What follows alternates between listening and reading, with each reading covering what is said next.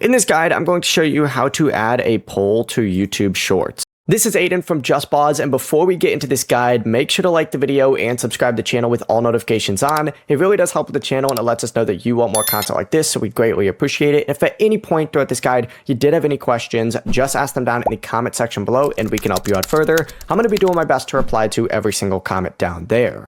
Begin by, of course, opening up the YouTube app, and then you need to tap the plus button, and then you need to select short, and essentially just record or upload the video you want to use, and get all the way to the editing screen. From here, you need to just select stickers right here, and then you could select poll, and then of course, you can go ahead and say whatever you want, like subscribe, right? And then of course you could say yes or no, and then just put it on the screen. And you could also adjust exactly where you want it to pop up as well. Let's just go ahead and say we want to keep it as is right now.